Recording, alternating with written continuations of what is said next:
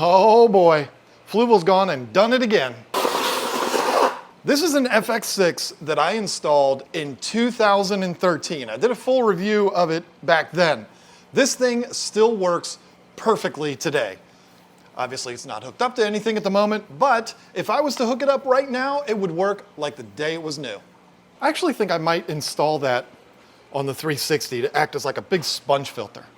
Next, Fluval introduced the FX4. A little bit smaller, but still super powerful. I installed this one and reviewed it back in 2016, and it's still running to this day on Lisa's discus tank. Now here we are in 2023, and Fluval has continued with the trend and introduced this, the FX2. It's the same kind of a deal, same concept, again, just a smaller version. I have this one running on my 75-gallon goldfish tank that has the zombie white cloud in it. They were generous enough to send me 2 FX2s, one for each of these 75-gallon tanks, but unfortunately, you're looking at a dummy that didn't even think about the fact that there's no way Lisa was gonna allow a filter that powerful to be installed onto this tank. Betas like their water to move slowly. She's got 2 sponge filters in there. That's all she needs. So we can't put it on here. But that's okay, because I've got this 90-gallon peacock breeding tank that I installed it on. It's in there running right now. Let me show you how I did it. Oh, and by the way, I'm gonna blow your mind at the end of this video when I tell you where you should and should not buy this filter. And spoiler alert, it's not from me. I don't even sell it. If you've used any filter in the FX series, this is gonna look super familiar to you. Everything is the same, it's just smaller. A smaller bucket, smaller pump, hoses, and connectors. You get it. It's just a smaller version. Fluval advertises the filter as being suitable for a 175-gallon aquarium. Would I put this filter on a tank that big? No. I mean, I'm sorry, Fluval.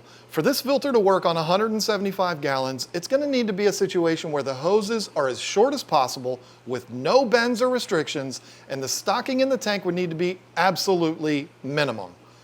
I mean, I'm talking like 5 guppies. Does that mean it's false advertising by Fluval and they're scamming us? No. It's not unusual for companies to advertise their products with exaggerated figures so it looks as good as possible. I recently bought a truck. It's a GMC Sierra, and other than my family and the kids and all of the things that I'm supposed to say, it is my favorite thing in the world. When I read up on it, the ads say it has the best gas mileage, most reliable engine, and it'll pull way more weight than any other trucks. Well, it sounds perfect, right? Well, if you go look at the Rams, their ads will tell you that they have the best gas mileage, most reliable engine, and it'll pull more weight than any other trucks. The point is, every manufacturer exaggerates. Have you seen a photo of a Big Mac in a McDonald's ad? Yeah, they don't look like that. And believe me, I speak from experience. Having said all of that, this is a super powerful filter that, even though I wouldn't put it on a 175-gallon tank, I have no problem at all sticking it on a 75, a 90, or even a 100-gallon.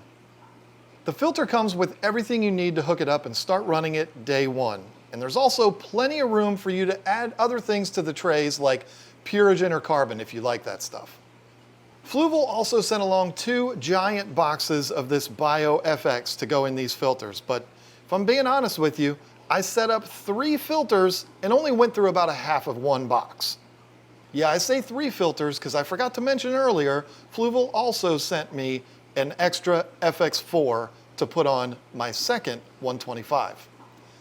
Like I've said over and over and over again, YouTube has its perks. The reason I only used a half a box is because I kept the biomedia that the filter comes with in it and added more from the BioFX. Maybe Fluval was wanting me to remove that media that came with it and replace it with the BioFX, but hey, I've used this media that comes with the filter in every FX filter I've used, and it's been perfectly fine. I'd rather fill it the rest of the way with the BioFX and save the rest for other tanks. This media would be Napoleon Dynamite's dream because it actually looks like little tater tots.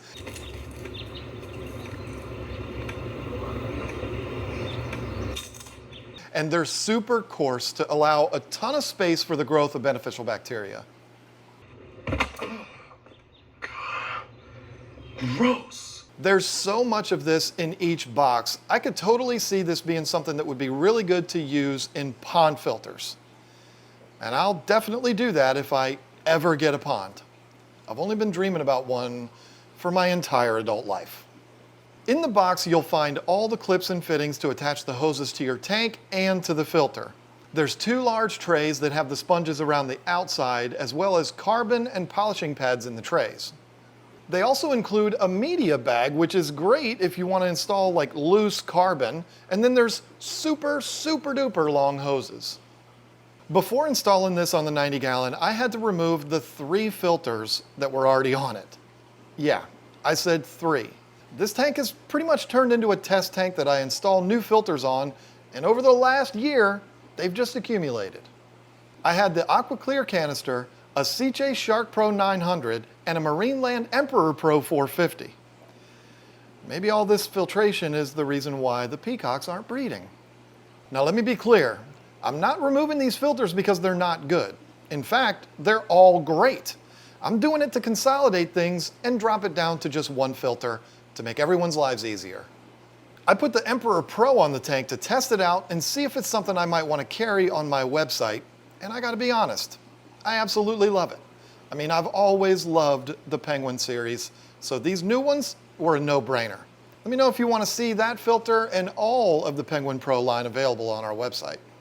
This filter installs the same as any filter in the FX series. If you've seen it once, you already know how easy it is. What I like to do is attach the hoses to the filter with the included hose clamps and then measure the length to the tank fittings and add about 6 inches. And then I make my cut. You want to cut the hoses as short as possible, but you don't want them to be so tight that you can never move the filter or you struggle every time you try to detach it so you can do a cleaning. Yes, the longer the hose is, the more impact it has on the filter's performance. But listen, adding 6 inches or even a foot isn't going to ruin it. Let's say after all of your fittings, your media, and your hoses, the FX2 is pumping 375 gallons an hour. If you add a foot to each hose, that might take it down to like 372 and a half, but honestly, it's probably even less of an impact than that. Do I have proof of all these numbers? No, but I've installed enough canister filters to know if you add a little slack to the hoses, it's not going to ruin the filter. All right, let's get back on track. When I have the opportunity, I like to put the input on one side and the output on the other. It's not absolutely critical that you do this, but if I can, it's what I like to do. So as I'm editing this footage, I looked at the times of these clips. Whenever I do a project like this, I put the camera on a tripod and I just let it roll while I do the work. I added up both clips and it took right around 20 minutes to remove the 3 existing filters and install the FX2. Now this doesn't include the unboxing and all that, but people do that at different speeds anyway. Some will unbox it and slowly and methodically inspect every piece. I don't. I just get it all out of the box and get to work. I'm telling you all this because you might look at this big filter and think it's going to be an all-day project to get it put together and installed. It's not, I promise. Anyone can handle installing this thing, and you'd really have to try hard to screw it up. So who is this filter for? Well, it's for a fish keeper who wants to move a ton of water very fast and have a ton of options for media that you can put in it. The FX series of filters are without a doubt the best canister filters on the market, and it's really not even up for debate. And listen to me when I tell you this, folks. I have a website where I sell aquarium supplies and all that kind of stuff, and I don't even sell this filter. So it's not like I'm telling you all this just so you'll buy it from me. Are you sad that he took your spot? I'm so sorry about that. Why don't you sell them, John? We ain't gonna get into all that. But I will tell you where to buy one in a minute. If you have a large aquarium that's heavily stocked and you need a canister that can keep up with it, the FX series can absolutely do that for you. You just gotta make sure you get the right size. Hey, wait a minute, you stop it. I see what you're doing down there. I have a 10-gallon tank and I have an FX6 on it and it does great keeping up with my killer whale. Nobody thinks you're funny. Go back to playing Minecraft. So what do I like about this filter? First thing is, it is dead nuts silent. Pretty much all canister filters are silent, but what almost all canister filters are not is starting, which means you put water in this filter, you hook it up to your tank, you plug it in, and it just goes. You don't have to worry about priming it or anything like that. This is great for if you're at work and your power goes out and then comes back on, filter will start right back up again automatically. Other canister filters, you need to prime it and do all of that. And you know, some people just don't want to do that. Or they have to wait till they get home to start it back up again, and that can be trouble, right? The FX series is also very reliable. Now, wait a minute. I know Ew.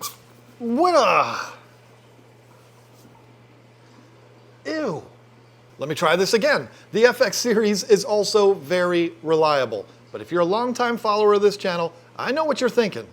Wait a minute, John. When you tell that story about your filter failing and all your fish dying, wasn't that an FX6?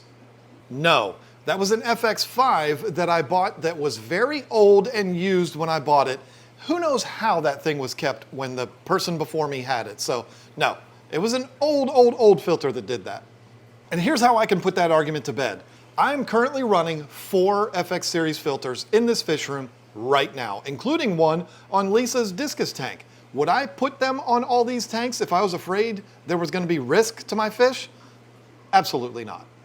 What do I dislike about these filters? Well, I mean, one thing is the cost. I mean, this filter right here is $300 right around, and then the FX6 is anywhere from $350 to $400.